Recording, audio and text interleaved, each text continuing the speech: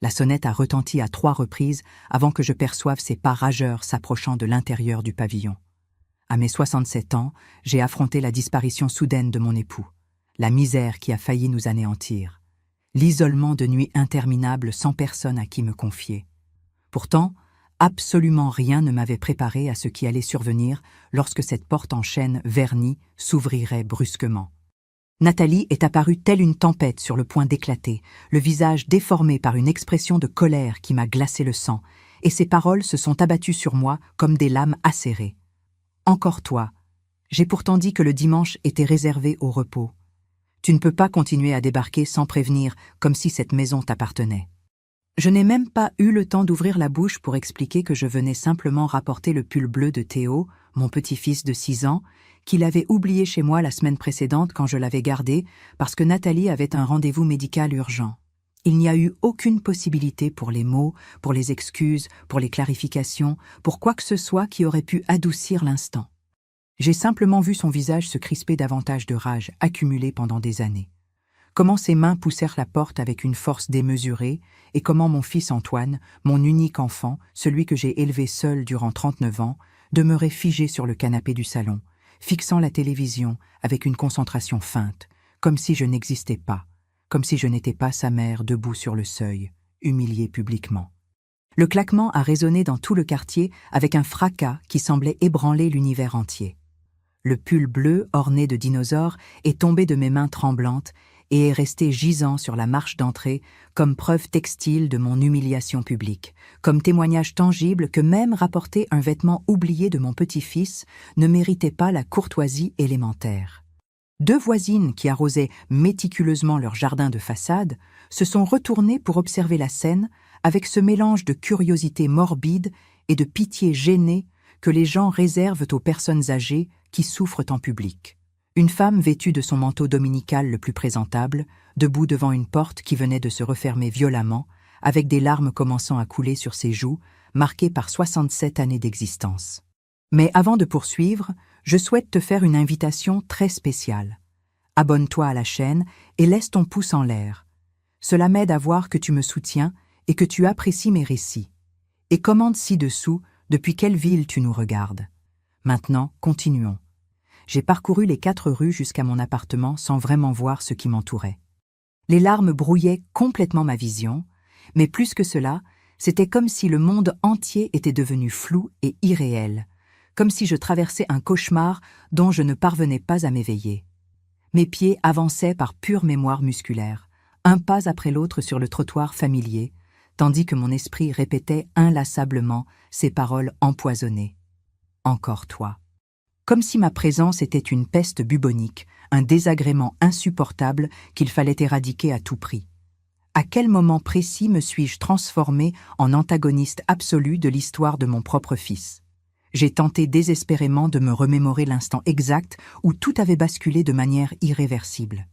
Peut-être était-ce progressif, si lent et imperceptible que je ne l'avais pas remarqué jusqu'à ce qu'il soit trop tard pour réparer les dégâts. Ou peut-être y avait-il eu un moment précis, une parole maladroite prononcée sans mauvaise intention, un geste mal interprété qui avait converti l'amour maternel en ressentiment toxique sans que je le sache.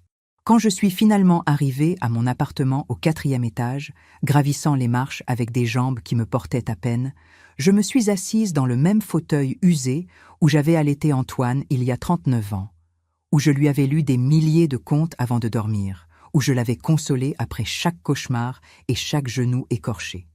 Les murs sont entièrement tapissés de photographies encadrées qui désormais m'observent comme témoin silencieux de mon échec monumental en tant que mère. Sa première rentrée scolaire, où il tient ma main avec une confiance absolue et une innocence totale.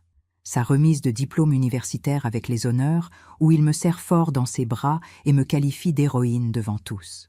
Son mariage il y a 6 ans avec Nathalie, où je souris radieuse, ignorant que je souris naïvement lors de ma propre condamnation familiale. Je me suis préparé une tisane de tilleul qui a complètement refroidi sans que je la touche. Les heures ont passé dans un brouillard dense de douleurs indescriptibles.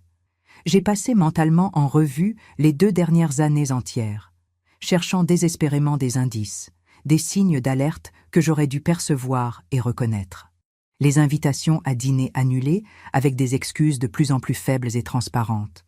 Les appels téléphoniques devenus progressivement plus courts, plus froids, plus impersonnels. Les visites espacées systématiquement jusqu'à devenir des obligations mensuelles chargées d'une tension palpable que l'on pouvait trancher au couteau. Nathalie avait toujours une raison parfaitement logique et bien formulée. Ils sont extrêmement occupés par leurs emplois exigeants. Les enfants ont trop d'activités extrascolaires. Ils ont besoin de temps sacré en famille nucléaire. Un temps en famille dont je ne faisais apparemment plus partie légitime. J'étais passée de centre gravitationnel de l'univers de mon fils à intruse gênante non désirée qu'il fallait maintenir à distance sécuritaire. La nuit est tombée sur mon appartement silencieux et je n'ai pas allumé les lumières. Je suis restée assise dans l'obscurité absolue, sentant comme la douleur aiguë se transformait lentement en quelque chose de différent, quelque chose de plus froid et de plus dur. De la rage peut-être, ou simplement un épuisement existentiel de 39 années, à tout donner sans limite et recevoir un claquement de porte brutal comme paiement final et définitif. Le téléphone a sonné le mardi à 14 heures précises. J'ai vu le prénom de Nathalie illuminer l'écran du portable et quelque chose en moi s'est durci instantanément comme du ciment frais exposé au soleil. Je l'ai laissé sonner avec insistance. 1 fois, 2 fois, 3 fois, 4 fois. À la 5e sonnerie stridente, j'ai finalement décroché. « Michel, Dieu merci, tu réponds. » Sa voix paraissait complètement différente, désespérée, presque suppliante, rien de comparable à la fureur du dimanche. « J'ai besoin que tu viennes immédiatement à la maison. C'est une urgence réelle avec les enfants. Chloé a une fièvre très élevée, près de 40 degrés, et Théo est tombé durement au square du quartier. Il saigne abondamment, et je crois qu'il va avoir besoin de points urgents.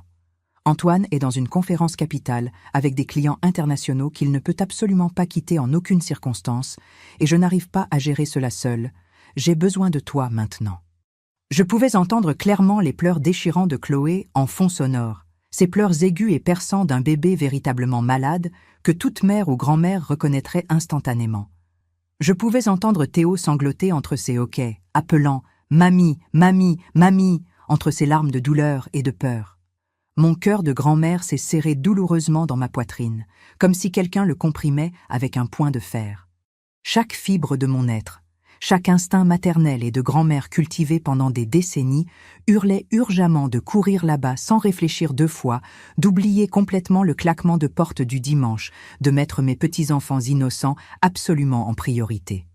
Mais alors, j'ai revu distinctement son visage contracté de fureur, ses paroles venimeuses et calculées cruellement, la porte se refermant violemment sur mon visage vieilli, les voisines regardant avec pitié, mon fils sans se lever du maudit canapé, sans me défendre, sans même me regarder. 39 années complètes de sacrifices monumentaux, traités comme s'ils ne valaient absolument rien. « Non », ai-je dit fermement. Ma voix a résonné étrangement, comme si elle provenait d'une autre personne complètement différente. Ferme, définitive, inébranlable. Quoi ? Michel, tu ne comprends pas la gravité. C'est véritablement sérieux. Je comprends parfaitement la situation. Dimanche, tu as clairement fait comprendre avec un claquement de porte que tout le voisinage a entendu, que ton jour de repos est sacré et inviolable. Eh bien, Nathalie, le mardi est aussi mon jour de repos. Et ma dignité est également sacrée. Et j'ai raccroché le téléphone. Le silence qui a suivi était absolument total, presque assourdissant dans son intensité. J'ai regardé le téléphone dans ma main ridée comme s'il s'agissait d'un objet étranger que je n'avais jamais vu auparavant. Je venais de faire quelque chose d'absolument impensable pour n'importe quelle grand-mère. Je venais de refuser mon aide urgente à ma belle-fille, alors que mes petits-enfants innocents avaient désespérément besoin de moi. Quelle sorte de personne monstrueuse fait exactement cela? Quelle sorte de grand-mère place sa fierté blessée au-dessus de petits-enfants qui souffrent? Le téléphone a de nouveau sonné avec insistance. 5 appels successifs sans pause. Je n'ai répondu à aucun. 7 messages textes sont arrivés en succession rapide. Je ne les ai pas lus. J'ai finalement éteint le téléphone complètement et je l'ai rangé dans un tiroir du secrétaire que j'ai fermé à clé.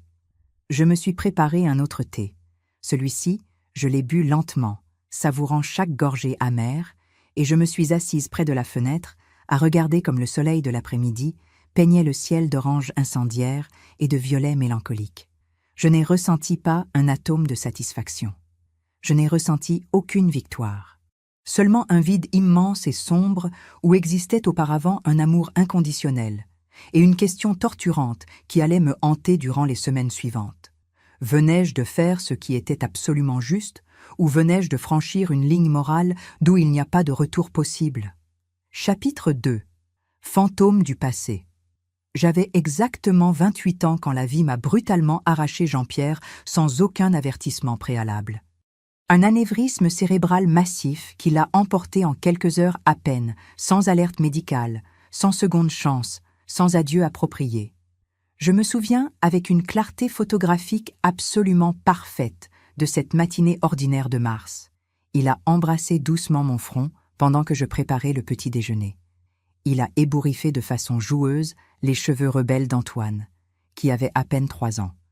Il m'a dit « À ce soir, mon amour », avec ce sourire en coin qui m'avait fait tomber éperdument amoureuse des années auparavant, et il est parti confiant vers son travail routinier d'ingénieur des travaux publics. Les dernières paroles qu'il m'a adressées étaient parfaitement routinières, quotidiennes, ordinaires, complètement inadéquates pour être les derniers mots que j'entendrais de ses lèvres. Il n'est jamais revenu en franchissant cette porte d'entrée. À la place, 2 gendarmes en uniforme ont frappé à 16 heures avec des expressions professionnellement contrôlées, qui disaient déjà absolument tout avant qu'ils n'ouvrent leur bouche pour prononcer les paroles dévastatrices. Je me souviens avoir pensé de manière complètement absurde et irrationnelle que je devais leur offrir poliment un café pendant qu'ils m'expliquaient avec un vocabulaire médical technique que mon époux s'était effondré subitement dans son bureau, qu'il avait été transporté d'urgence à l'hôpital le plus proche, que les médecins spécialistes avaient fait littéralement tout ce qui était humainement possible. Tout ce qui est humainement possible n'est jamais remotement suffisant quand le destin aveugle a déjà décidé arbitrairement d'emporter quelqu'un. Les premiers 7 mois de veuvage ont été un enfer indescriptible que seuls ceux qui sont devenus veufs jeunes peuvent véritablement comprendre dans sa totalité. Je pleurais toutes les nuits après avoir couché Antoine dans son petit lit, me mordant sauvagement la main jusqu'à laisser des marques profondes et des ecchymoses pour que mon fils ne m'entende pas m'effondrer complètement.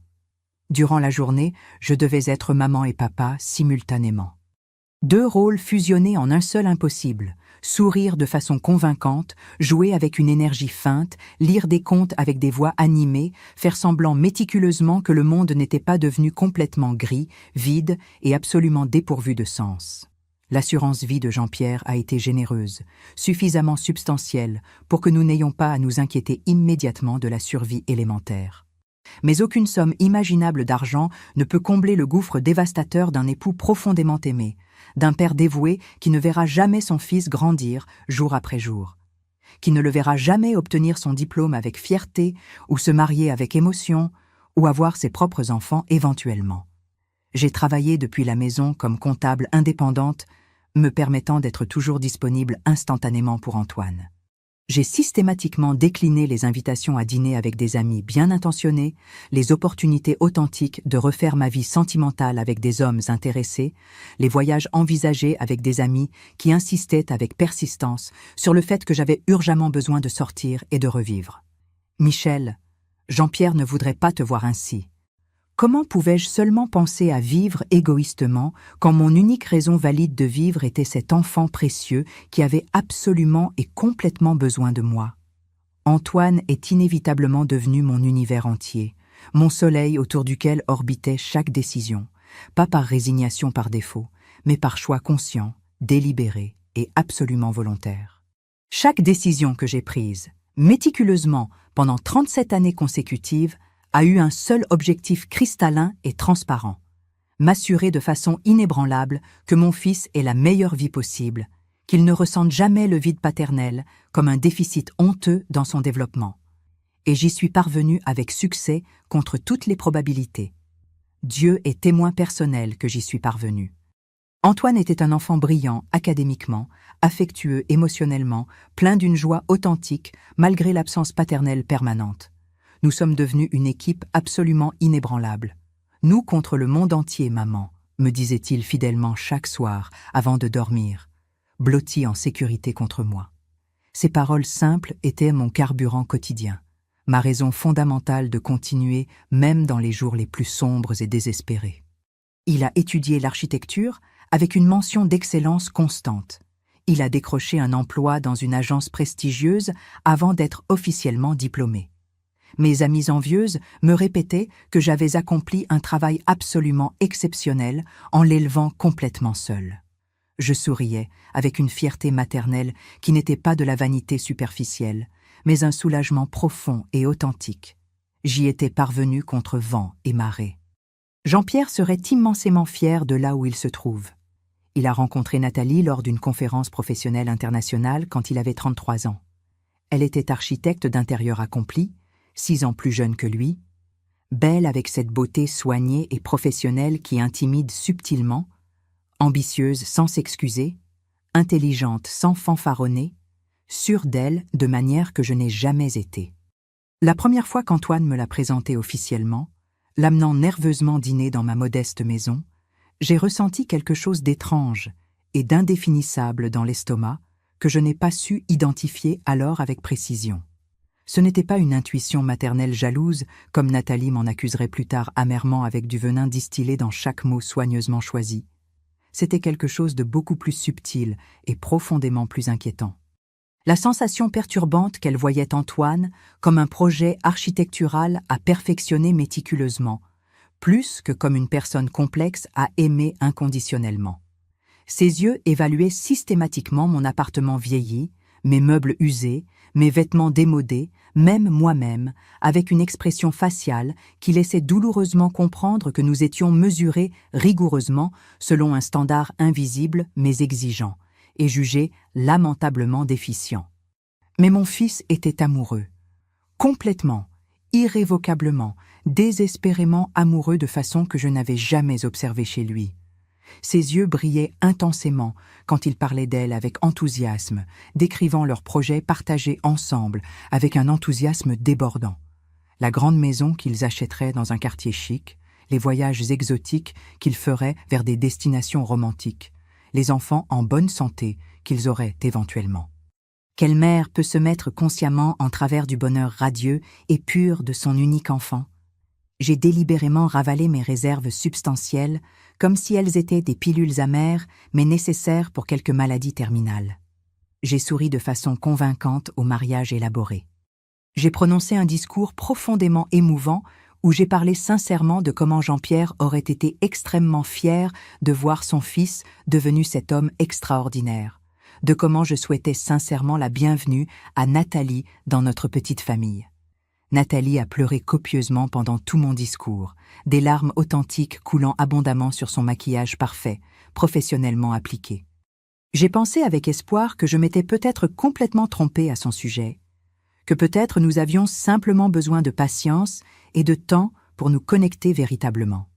Les 2 premières années ont été raisonnablement tolérables. Nathalie était polie avec moi superficiellement, toujours correcte formellement, bien que jamais véritablement chaleureuse humainement.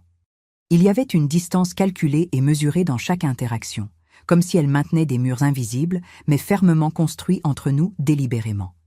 Quand Théo est finalement né, mon premier petit-fils précieux, j'ai ressenti une explosion d'amour si intense et bouleversante que j'ai pensé avec optimisme que Nathalie et moi avions enfin trouvé un point de connexion émotionnelle authentique et substantiel. Je me suis offerte volontairement pour aider généreusement. J'avais une expérience inestimable et pratique. J'avais élevé un fils complètement seul avec succès. Je connaissais intimement toutes les astuces pour calmer les coliques nocturnes, pour le faire dormir régulièrement, pour survivre à la privation brutale de sommeil. Mais chaque fois que j'offrais prudemment un conseil bien intentionné ou un peu d'aide pratique basée sur l'expérience, Nathalie souriait avec les lèvres serrées en une ligne fine et tendue et disait d'une voix méticuleusement contrôlée « Merci Michel, mais nous avons notre propre méthode personnelle. Nous avons fait des recherches approfondies. » Son emphase délibérée sur « notre propre méthode » était un mur solide de briques déguisé subtilement en paroles superficiellement polies. Ensuite est arrivée Chloé, ma précieuse petite fille, 2 ans après Théo.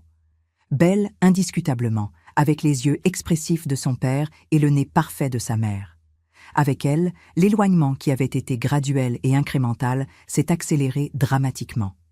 Les visites se sont brusquement espacées d'hebdomadaire à mensuel. Les appels sont devenus systématiquement plus courts, plus formels, plus froids. Il y avait toujours une raison parfaitement logique et bien articulée. Les enfants sont perpétuellement malades de quelque chose. Nathalie a désespérément besoin de se reposer. Ils ont des engagements familiaux incontournables. Antoine travaille sur un projet architectural critique et important. J'ai tenté de parler directement avec Antoine une fois, il y a environ 1 an complet. Je l'ai invité spécialement à déjeuner, rien que nous deux, comme au bon vieux temps nostalgique. Il est venu docilement, mais a passé plus de la moitié du repas à consulter obsessionnellement son téléphone portable, répondant urgemment aux messages constants de Nathalie. « Mon fils, je sens profondément que je suis en train de te perdre », lui ai-je dit avec le cœur littéralement exposé dans la main, vulnérable de manière que je n'avais jamais été auparavant. « Je sens que je ne fais plus partie significative de ta vie. » Il a soupiré lourdement avec cette patience exaspérée et condescendante que nous utilisons inconsciemment avec les personnes âgées confuses qui ne comprennent pas le monde moderne. « Maman, s'il te plaît, ne sois pas si dramatique. Nous sommes simplement occupés avec nos vies. Nathalie et moi avons besoin de notre espace légitime comme famille nucléaire indépendante. Tu n'es plus le centre absolu de ma vie. C'est sain, c'est normal. » C'est précisément ce qui est censé se passer quand les enfants grandissent et mûrissent. Ces paroles étaient des pierres tranchantes, lancées avec une précision chirurgicale directement sur mon cœur exposé. Je ne cherchais pas à être le centre absolu de sa vie. Je voulais simplement désespérément continuer à en être une partie significative et valorisée, mais je n'ai rien dit de plus. Qu'aurais-je pu dire sans paraître exactement ce qu'il pensait déjà? Une mère possessive et irrationnellement jalouse, incapable de lâcher émotionnellement son fils adulte. Ce que je n'ai jamais raconté à Antoine, ce que je n'ai jamais raconté à absolument personne pendant 41 années complètes, concernait Béatrice, ma sœur cadette bien-aimée. 3 ans plus jeune que moi, tout ce que je n'étais pas et ne pourrais jamais être. Spontanée là où j'étais prudente, rêveuse là où j'étais pratique, artiste là où j'étais comptable. Béatrice est décédée tragiquement en 1984, 7 mois avant la naissance d'Antoine. Elle est morte dans un terrible accident de voiture sous une pluie torrentielle, fuyant désespérément après notre pire dispute dévastatrice. Elle était enceinte de 5 mois de l'enfant d'un homme marié qui lui avait faussement promis le monde entier et ne lui avait livré que des mensonges élaborés et de la douleur. Je porte cette culpabilité insupportable comme une pierre massive dans mon cœur depuis 41 années complètes. Et maintenant, Nathalie avait découvert ce secret enterré. Je le sais parce qu'Antoine a vaguement mentionné quelque chose le mois dernier à propos de « mieux comprendre ton passé », avec une expression étrange et indéchiffrable. Elle avait délibérément fouillé dans ma vie en cherchant des munitions et les avait trouvées avec succès. Chapitre 3. Le mardi qui a tout changé. Le téléphone est resté complètement éteint pendant 24 heures complètes après que j'ai raccroché abruptement à Nathalie. 24 heures interminables pendant lesquelles je suis restée immobile dans mon appartement silencieux, me sentant simultanément puissante et absolument monstrueuse. J'avais franchi une ligne morale que les grands-mères ne doivent simplement pas franchir en aucune circonstance. J'avais placé mes sentiments personnels blessés au-dessus des besoins urgents de mes petits-enfants innocents. Mais chaque fois que la culpabilité menaçait de me submerger complètement, je me souvenais distinctement de ce claquement de porte brutal. Je me souvenais des mois accumulés de petites humiliations qui avaient graduellement construit une montagne insurmontable de ressentiment. Je me souvenais d'être traitée systématiquement comme une employée domestique qui pouvait être convoquée et congédiée selon la convenance arbitraire de Nathalie. Quand j'ai finalement allumé le téléphone le mercredi matin avec des mains tremblantes d'anticipation, il y avait 17 appels manqués accumulés. 12 de Nathalie, 5 d'Antoine, et des messages textes qui escaladaient progressivement de suppliants à absolument furieux. « Michel, s'il te plaît, c'est véritablement sérieux. Les enfants ont vraiment besoin de toi. Chloé est à l'hôpital. Où es-tu, bon sang?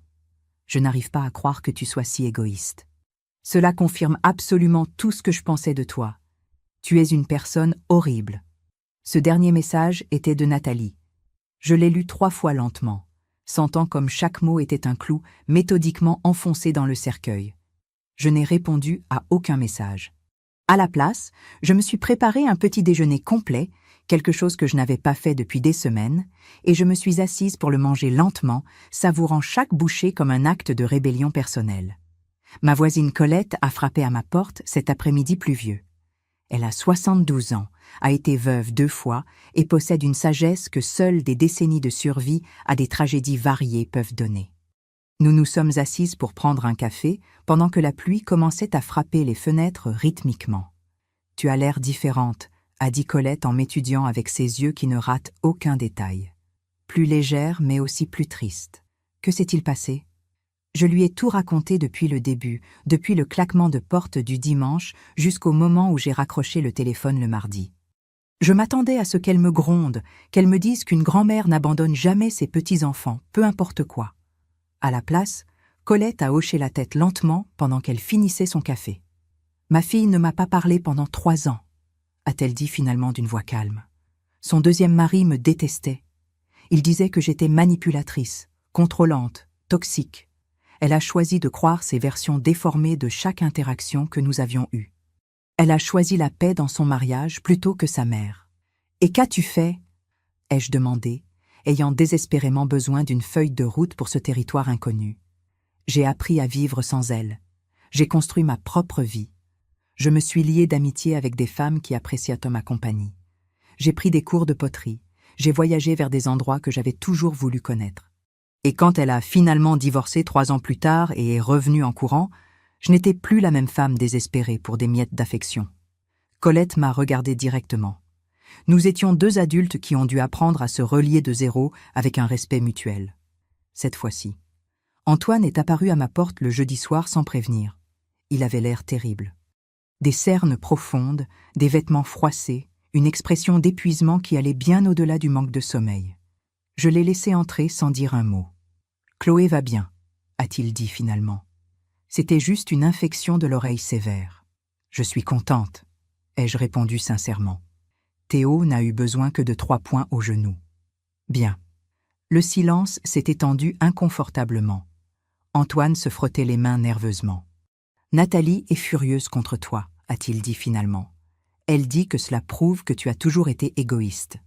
Et toi, qu'est-ce que tu en penses, Antoine ? Je ne sais pas quoi penser, mais j'ai besoin que cela s'arrange. Ma famille s'effondre et tu fais partie du problème. » Je fais partie du problème ? Non, ta femme qui m'a claqué la porte au Visually est partie sans rien résoudre. Et moi, j'ai commencé à construire une vie nouvelle. Chapitre 4. Renaître à 67 ans. Les cours d'aquarelle se réunissaient les mardis et jeudis après-midi. Nous étions 8 femmes, toutes avec des histoires de perte.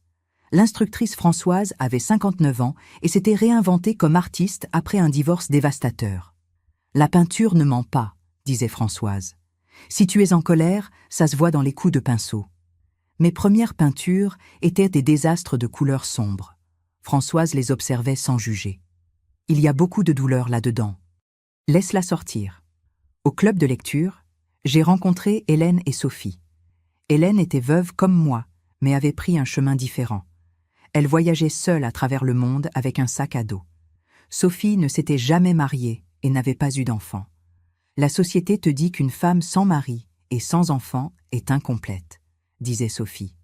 Mais je suis la personne la plus complète que je connaisse. Les appels d'Antoine continuaient. Les messages s'accumulaient. « Maman, c'est ridicule. Nathalie dit que ton comportement confirme que tu as toujours été manipulatrice. Les enfants demandent après toi. » Je n'ai répondu à aucun. Chaque message confirmait que mon fils ne me voyait plus comme une personne avec des sentiments valides. Un samedi après-midi, alors que je me promenais dans le parc, j'ai vu Nathalie avec les enfants. Je me suis cachée derrière un arbre, me détestant pour cette lâcheté. J'ai observé mes petits-enfants de loin, sentant comme l'amour et la douleur s'entrelaçaient. « Arrête de te punir », a dit Sophie, qui était apparue derrière moi. « Tu te détruis de l'intérieur. »« Ce sont mes petits-enfants », ai-je murmuré. « Je sais, mais tu t'aimes aussi toi-même maintenant, n'est-ce pas ?» Sophie s'est tenue à côté de moi. « Tu sais quel était ton problème ? Tu avais construit ton identité entière autour du fait d'être mère. 3 mois après le claquement de porte, je me suis inscrite comme bénévole à l'hôpital pour lire aux patients âgés. Une dame de 88 ans, appelée Madame Durand, atteinte d'Alzheimer, me confondait avec sa fille. « Tu es enfin venue » disait-elle avec soulagement. « Je pensais que tu m'avais oublié. » Un mardi, alors que je lisais à Madame Durand, j'ai vu quelque chose qui m'a glacé le sang. Antoine entrait aux urgences, portant Théo dans ses bras. Mon petit-fils pleurait inconsolablement avec le bras gauche dans un angle non naturel. Chapitre 5. La crise. L'instinct a été plus puissant que 3 mois de limite. J'ai couru vers eux. Théo m'a vu en premier. « Mamie, c'est mamie, j'ai très mal. » Antoine m'a regardé avec soulagement et honte. « Maman, il est tombé de la balançoire. Nous pensons qu'il s'est cassé le bras. Nathalie est avec Chloé, qui a encore de la fièvre. Et je ne savais pas quoi faire. » Tout le reste a cessé d'avoir de l'importance. Théo s'est jeté des bras d'Antoine dans les miens. « Ça va aller, mon amour, » lui ai-je murmuré. Mamie est là. Les 4 heures suivantes ont été radiographie, médecin, procédure de plâtrage. Je suis restée avec Théo tout le temps. Antoine était assis à côté de moi, tremblant. « Je ne m'étais jamais senti si inutile », a-t-il confessé. Nathalie gère toujours ses crises. Mais aujourd'hui, quand Théo est tombé, elle s'est simplement effondrée. Elle a commencé à pleurer hystériquement. Chloé pleurait, Théo saignait, et Nathalie s'est assise par terre et a commencé à crier qu'elle n'en pouvait plus. Elle s'est effondrée comment? Littéralement, elle ne pouvait pas penser, ne pouvait pas fonctionner. J'ai dû amener Théo seul, j'étais terrifiée. J'ai regardé mon fils, non pas comme l'homme qui m'avait abandonné, mais comme l'enfant effrayé qu'il avait été autrefois. Avant de continuer, dis-moi ici dans les commentaires ce que tu penses de cette histoire jusqu'à présent et ce que tu ferais à sa place. Ne quitte pas la vidéo, parce que ce qui suit va te donner des frissons. Théo est resté avec moi cette nuit-là. Après qu'Antoine soit parti, j'ai couché Théo dans mon lit, l'entourant d'oreillers. Je me suis assise dans le salon dans l'obscurité. Antoine est revenu 1 heure plus tard. Il avait l'air dévasté. « Maman, je dois te dire quelque chose que j'aurais dû te dire il y a des mois. » Sa voix tremblait. Nathalie a fait un effondrement nerveux il y a 7 mois, un effondrement psychologique total. Elle est restée 4 jours en observation psychiatrique. On lui a diagnostiqué une anxiété sévère, une dépression majeure et un trouble de stress post-traumatique. Le monde s'est arrêté. Trouble de stress post-traumatique. Son père ne les a pas seulement abandonnés quand Nathalie avait 13 ans. Il y a eu des années de maltraitance émotionnelle avant. Il faisait en sorte que Nathalie se sente responsable de tout. Quand il est finalement parti, sa mère est tombée en dépression et au lieu de blâmer le père, elle a blâmé Nathalie. Elle lui a dit que si elle avait été une meilleure fille, il serait resté. Les larmes coulaient sur les joues d'Antoine. Pendant 7 ans, sa mère l'a constamment critiquée, l'a blâmée pour tout, lui a fait sentir qu'elle était fondamentalement défectueuse. J'ai senti comme ma compréhension du monde se réorganisait. « Et moi, tu lui rappelles sa mère ?» a dit Antoine. « Pas parce que tu lui ressembles, mais parce que tu es la mère de son mari. » Sa thérapeute dit que Nathalie projette toutes ses peurs concernant les mères sur toi. Elle voit de la critique là où il n'y a que de l'inquiétude. Elle voit du contrôle là où il n'y a que de l'amour. Mais le claquement de porte du dimanche était délibéré et cruel. Je sais. Je n'excuse pas son comportement. J'essaie d'expliquer d'où il vient. Nathalie a tellement peur. Peur de ne pas être à la hauteur. Peur que je la quitte.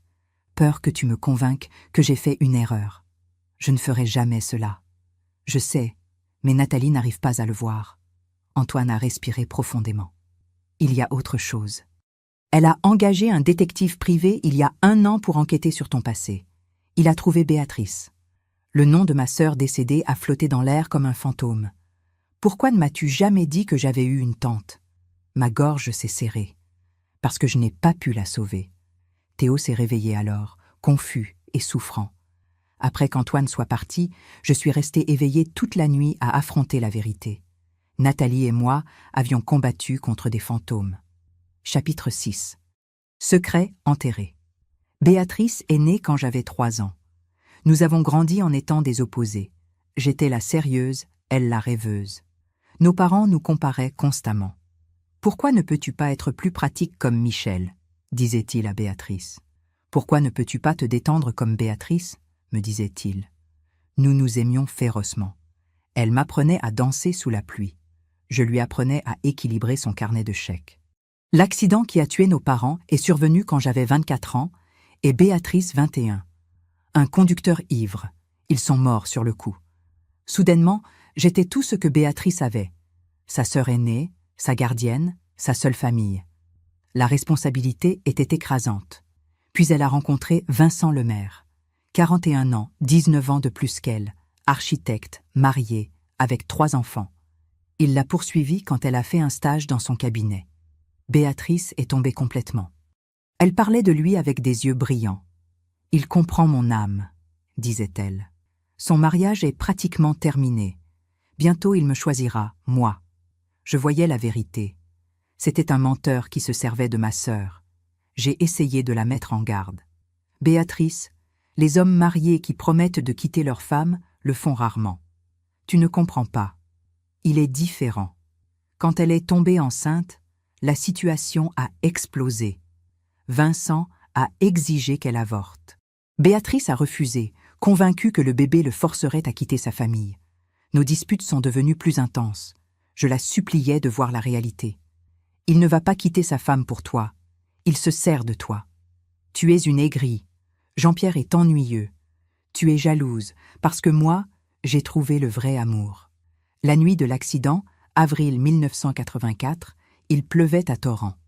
Vincent a appelé Béatrice en disant qu'il avait quitté sa femme, qu'il l'attendait dans son nouvel appartement.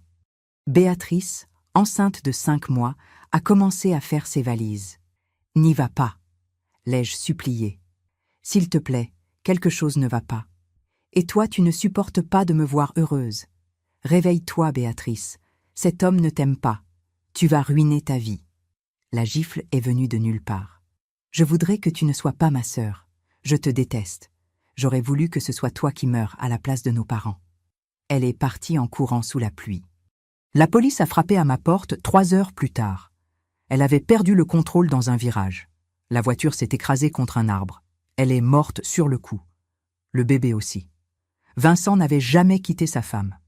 Quand je suis allée chez lui le lendemain, sa femme a ouvert la porte, enceinte elle aussi, sans aucune idée de l'aventure. J'ai gardé le secret comme du poison. Je n'ai rien dit à Jean-Pierre au-delà de « ma sœur est décédée ». J'ai supprimé ses photos, emballé ses affaires, effacé son existence parce que chaque souvenir était un rappel que je n'avais pas pu la sauver. Quand Antoine est né 7 mois plus tard, je l'ai tenu avec une détermination de fer. Cet enfant vivrait. Il ne commettrait jamais les erreurs de Béatrice, parce que je m'assurerais de le protéger de tout. Maintenant, 41 ans plus tard, je comprenais finalement. J'avais commis l'erreur inverse avec Antoine. Là où j'avais été trop critique avec Béatrice, j'avais été surprotectrice avec Antoine. Et Nathalie, avec son propre traumatisme, me voyait à travers le prisme de ses blessures. Pour elle, j'étais sa mère, jugeante, contrôlante, dangereuse. 2 femmes hantées par des fantômes, projetant des peurs l'une sur l'autre. Théo a appelé depuis la chambre. Je suis allée le consoler en lui chantant les mêmes chansons que j'avais autrefois chantées à son père. « Mamie, maman est en colère contre toi. Parfois les adultes ont des désaccords, mon amour. Mais tu l'aimes, n'est-ce pas? Nous apprenons à mieux nous comprendre. Je suis restée éveillée toute la nuit à affronter la vérité. Nathalie et moi étions devenus des ennemis, non pas à cause de qui nous étions, mais à cause des fantômes que nous voyions quand nous nous regardions. » Chapitre 7. La confrontation. Antoine est arrivé à 9 heures le lendemain matin, amenant Nathalie. Mon cœur s'est arrêté. Nathalie avait l'air terrible. Elle avait ce regard vide de quelqu'un qui a pleuré pendant des jours. « Je suis venue chercher Théo », a-t-elle dit sans entrer. « Entre, Nathalie, nous devons parler. » Je ne crois pas. Si, je crois que c'est exactement le moment. Elles sont finalement entrées. Nous nous sommes assises dans mon salon. Nathalie regardait ses mains. Antoine regardait entre nous deux. J'attendais. « Je sais que j'ai engagé un détective », a dit Nathalie finalement. « Je sais que c'est horrible. » « Pourquoi ? » ?»« Des preuves. » Les larmes ont commencé. « Des preuves que tu étais comme ma mère, contrôlante, toxique, quelque chose qui justifierait la peur que je ressens chaque fois que tu es près de moi. » Mais je ne t'ai jamais jugée, Nathalie. Je sais, a-t-elle crié. Mon Dieu, je sais. Ma thérapeute me le dit, que je projette, que tu n'es pas ma mère, que chaque fois que tu offres de l'aide, j'entends de la critique, parce que c'est ce que ma mère faisait. Elle s'est couvert le visage en sanglotant. Quand j'ai trouvé des informations sur Béatrice, j'ai pensé, voilà, elle est contrôlante, elle a détruit la vie de sa sœur. Mais ma thérapeute m'a fait lire les rapports complets. Béatrice a pris de mauvaises décisions et tu as essayé de la sauver. Comme n'importe quelle sœur l'aurait fait. Mais moi, je l'ai déformée pour confirmer mes peurs. Nathalie m'a tout raconté. Son père qui la rendait responsable de son malheur. Sa mère qui transformait chaque interaction en critique. Quand je me suis mariée avec Antoine, j'étais terrifiée. Terrifiée que tu vois mes fêlures et que tu lui dises qu'il avait fait une erreur. Alors, j'ai construit des murs, et chaque fois que tu essayais de t'approcher, je le voyais comme une attaque. Antoine a parlé. Alors moi, j'ai échoué envers vous deux. J'ai essayé de maintenir la paix en étant neutre, mais ma neutralité te validait, Nathalie. Chaque fois que je ne te corrigeais pas quand tu étais cruelle, je confirmais que tu avais raison. Il s'est tourné vers moi. Et j'aurais dû te défendre, maman. Ce dimanche où elle t'a fermé la porte, j'aurais dû dire non. C'est ma mère et elle mérite le respect. Le silence était différent maintenant. Quelque chose se traitait. Ah, Nathalie, ai-je dit finalement, je ne suis pas ta mère, et tu n'es pas Béatrice. Moi, j'ai porté 41 ans de culpabilité. Mais la vérité, c'est que Béatrice a pris ses propres décisions. Je ne l'ai pas tuée. Et toi, tu n'as pas fait partir ton père. Je me suis penchée en avant. Ce que j'ai fait en raccrochant ce mardi, ce n'était pas de la vengeance. C'était enfin dire « je mérite le respect ». Je ne peux pas être convoquée seulement quand je suis utile. Ce n'est pas ça, la famille. Nathalie a hoché la tête en pleurant. Je sais, et je suis désolée. Je suis désolée pour tout. Elle s'est agenouillée devant moi. Est-ce qu'on peut essayer de recommencer? Se connaître vraiment cette fois? Je lui ai pris les mains. On peut essayer. Mais le pardon est un processus, pas un événement. Il y aura des jours où je me souviendrai de ce claquement de porte. J'ai besoin que tu sois patiente. Je le promets. Nous nous sommes enlacés pendant qu'Antoine observait avec un profond soulagement. Théo est apparu alors. « Maman, pourquoi tu pleures ?» Nathalie s'est agenouillée. « Parce que parfois les adultes pleurent quand ils sont heureux, mon amour. Mamie et moi, on répare des choses qui étaient cassées. »« Comme mon bras ?»« Exactement comme ton bras, ai-je dit. Parfois les choses se cassent, mais avec le temps, elles peuvent guérir. Ce n'était pas une fin de conte de fées. C'était seulement le début incertain de quelque chose de nouveau. Chapitre 8. Le prix de la dignité. Les 6 mois suivants ont été comme apprendre une nouvelle langue. Nathalie a commencé à venir à mes cours de peinture le mardi.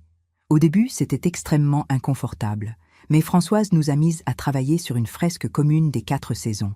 « L'art ne ment pas », répétait Françoise. « Peignez votre vérité. » Lentement, entre les couleurs et les débats pour savoir si l'automne devait être orange ou doré, nous avons commencé à vraiment parler.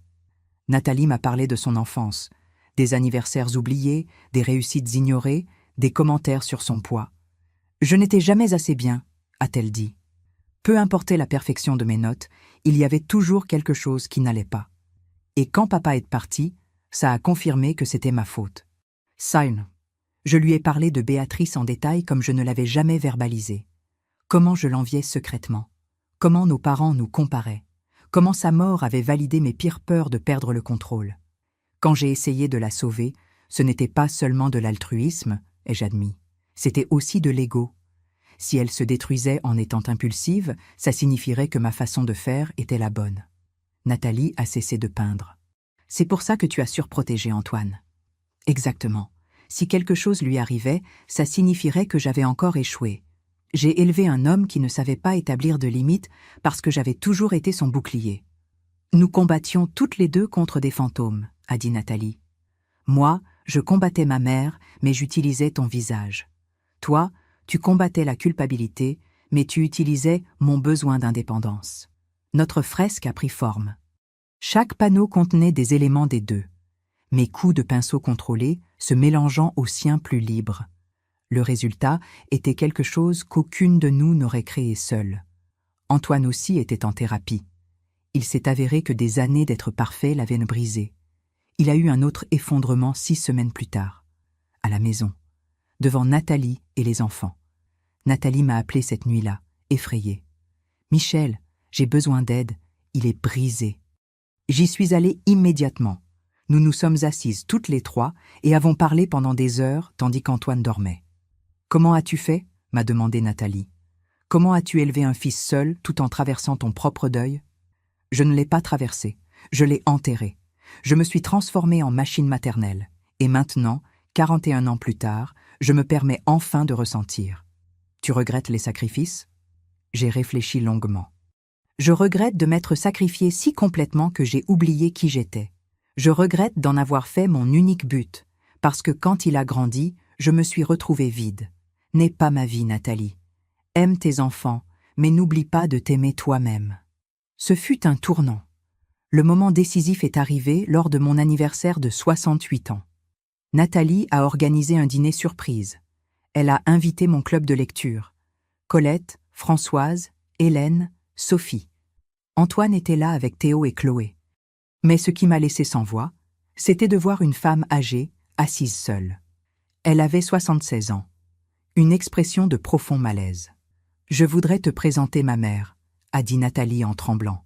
« Maman, voici Michel. » La mère de Nathalie m'a regardée avec des yeux défensifs, pleins de la même peur que j'avais vue chez sa fille. « Nathalie m'a parlé de vous », a-t-elle dit d'une voix tendue. « De comment vous avez trouvé un moyen de vous pardonner. » Ce n'était pas facile, ai-je répondu honnêtement. Et ça ne l'est toujours pas. Mais ça vaut chaque moment, a ajouté Nathalie en prenant ma main. Parce que nous avons appris que la famille est un choix. Et moi, je choisis Michel. La mère de Nathalie a commencé à pleurer. Nathalie s'est assise à côté d'elle, lui prenant la main. « Et je te choisis aussi, maman. Mais j'ai besoin que tu me vois, pas comme la raison pour laquelle papa est parti. Juste comme Nathalie, ta fille imparfaite, mais qui essaie d'être meilleure. » C'était un moment de guérison générationnelle.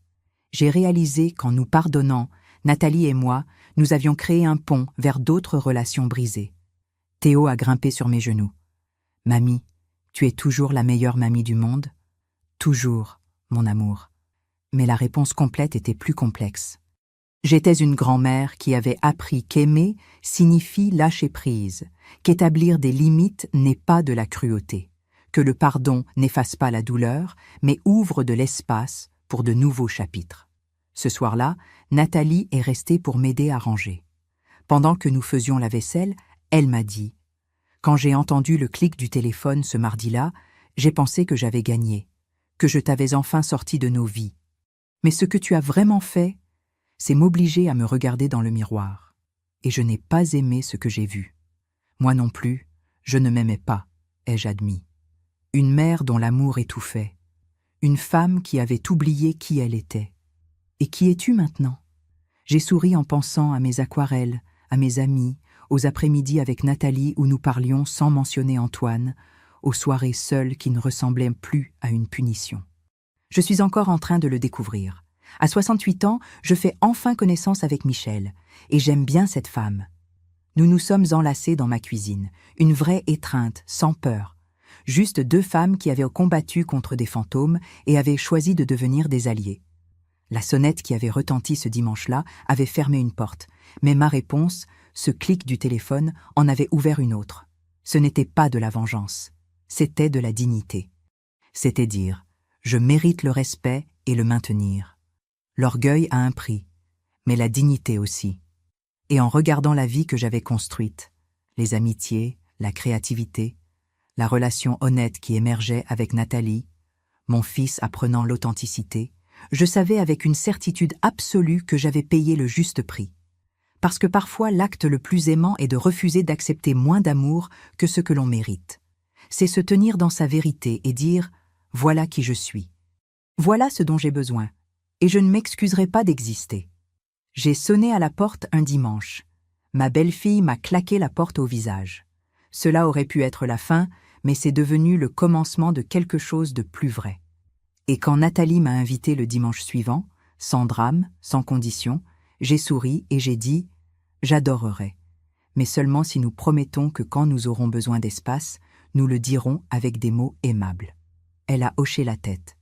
Marché conclu, Michel. Les meilleures vengeances ne sont pas des vengeances. Ce sont des transformations. Et la mienne a été de cesser d'être la mère en manque et de devenir la femme que je méritais d'être, complète par moi-même, avec ma propre vie, mais heureuse de la partager avec ceux qui la choisissent pour les bonnes raisons, avec un respect mutuel, avec un amour mérité, avec la vérité, même quand elle fait mal. Le prix de la dignité peut être élevé, mais le prix de trahir sa dignité est infiniment plus élevé. Et je le paierai à nouveau sans hésiter, parce qu'au final, ce que j'ai enseigné à mes petits-enfants n'était pas que les grands-mères doivent toujours être disponibles. C'était que les femmes, toutes les femmes, méritent d'être traitées avec respect. Et cette leçon valait chaque larme versée en chemin. Je sonne à la porte de la maison de mon fils ce dimanche matin, et pendant un instant, mon corps se tend involontairement avec la mémoire musculaire du traumatisme. 3 ans ont passé depuis ce claquement de porte qui a tout changé, mais certaines blessures laissent des cicatrices que le temps adoucit sans les effacer complètement. Ma main tremble encore légèrement quand j'appuie sur le bouton. La porte s'ouvre. Nathalie est là, les cheveux attachés en une queue de cheval décoiffée, des taches de peinture sur son vieux t-shirt et un sourire sincère qui n'a plus besoin d'efforts pour se former. « Michel, tu arrives juste à temps », dit-elle en s'écartant pour me laisser entrer. « Les enfants finissent de faire ta carte d'anniversaire. Attention, il y a énormément de paillettes et Théo a insisté pour utiliser toutes les couleurs de l'arc-en-ciel simultanément. » J'entre dans une maison qui sent le café fraîchement préparé et les crêpes légèrement brûlées. Chloé, maintenant âgée de 6 ans, court vers moi, les bras tendus, en criant « Mamie !» avec cet enthousiasme pur que seuls les petits-enfants possèdent. Je la soulève. Plus difficile maintenant que j'ai 70 ans, mais je refuse de l'admettre. Et je la serre contre ma poitrine. « Tu as apporté tes peintures ?» demande Chloé avec urgence. « Maman dit qu'aujourd'hui, on va peindre le jardin ensemble. » « Elles sont dans mon sac, je confirme. » Et son visage s'illumine de joie sincère. Théo apparaît depuis la cuisine, maintenant âgé de 9 ans et étonnamment grand, tenant une carte qui est effectivement couverte de suffisamment de paillettes pour rivaliser avec un spectacle de cabaret. « Mamie, regarde, dit-il. Bon anniversaire à la meilleure mamie de l'univers connu. J'ai mis « connu » parce que papa dit qu'il faut toujours être scientifiquement précis. Je ris en sentant les larmes menacées d'apparaître, mais ce sont des larmes de joie cette fois, pas de douleur. C'est parfait. C'est la carte la plus scientifiquement précise que j'ai jamais reçue de ma vie. Antoine émerge du bureau, fermant son ordinateur portable. Quelque chose qu'il n'aurait jamais fait il y a 3 ans. Lui aussi a changé. Plus présent, plus conscient, plus disposé à établir des limites saines, tant avec son travail qu'avec les personnes dans sa vie. Sa thérapie l'a transformé de façon qui me surprennent encore agréablement. « Maman », dit-il en me serrant dans ses bras avec cette étreinte complète qu'il me donnait quand il était enfant et que nous avons graduellement retrouvée. « Bon anniversaire. 70 ans d'être extraordinaire. 70 ans de commettre des erreurs et d'en tirer des leçons. » Je corrige doucement. C'est quelque chose que j'ai appris ces 3 dernières années. L'importance de la précision émotionnelle, de ne pas embellir la vérité, même dans les compliments.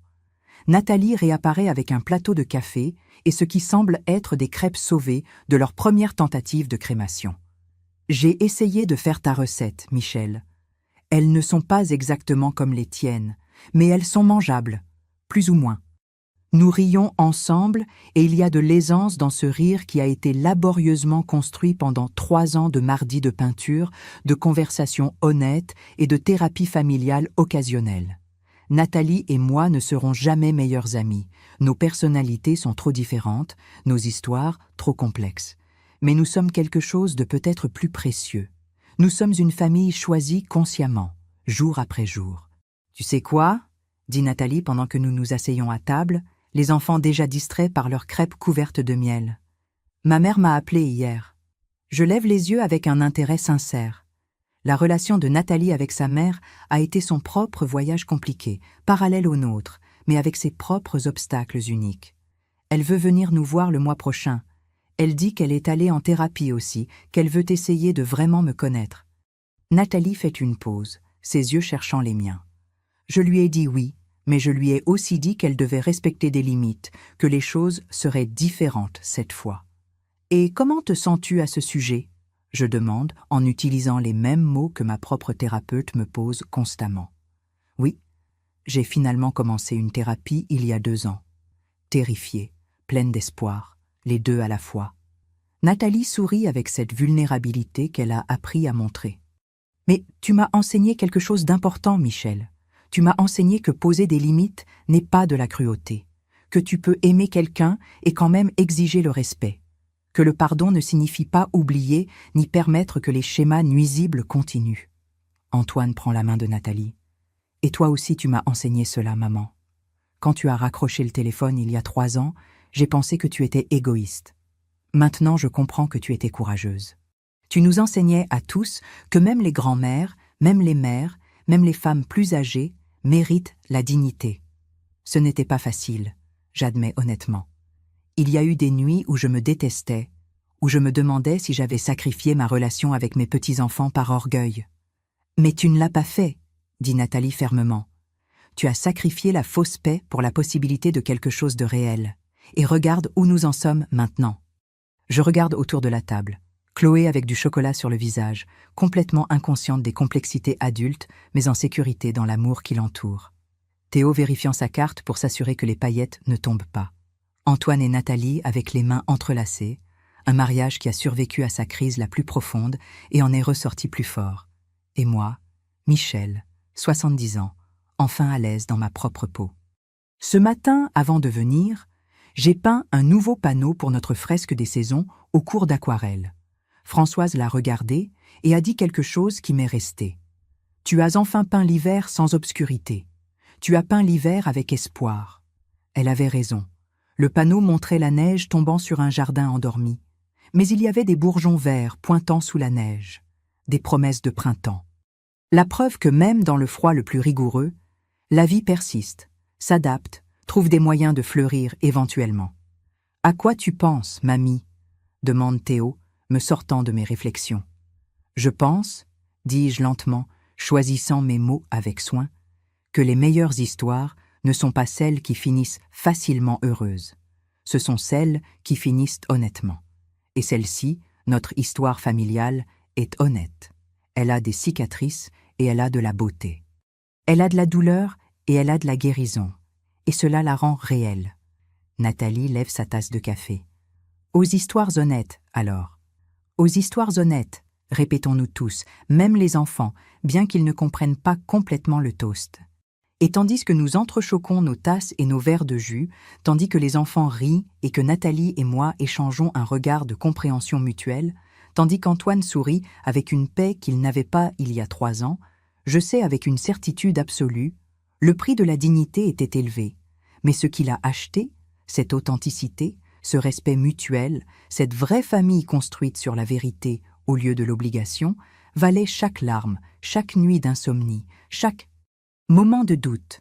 Parfois, le plus grand acte d'amour est d'enseigner à ta famille que toi aussi tu mérites d'être aimé, et que l'amour sans respect n'est pas de l'amour du tout. C'est juste une jolie cage, et moi, je suis enfin libre. Si cette histoire t'a touché, abonne-toi à la chaîne et laisse ton pouce en l'air. Ce n'est pas qu'un bouton, c'est une façon de dire « Je t'ai entendu, je te crois. Tu n'es pas seul. » Ton soutien permet à plus d'histoires comme celle-ci d'atteindre des personnes qui, aujourd'hui, ont l'impression de ne pas avoir de voix. Dis-moi dans les commentaires depuis quelle ville tu regardes cette vidéo. Dis-moi ce que tu as pensé de cette histoire et surtout, dis-moi qu'aurais-tu fait à ma place. J'adore vous lire. Chaque commentaire est un pont, une façon de nous accompagner, de nous rappeler que nos expériences comptent, que nous ne sommes pas invisibles. Merci d'être resté jusqu'à la fin. Merci d'avoir écouté sans juger. Merci d'avoir donné de l'espace à la voix d'une femme de 68 ans qui, après beaucoup de temps, a appris à ne plus se taire. Monsieur.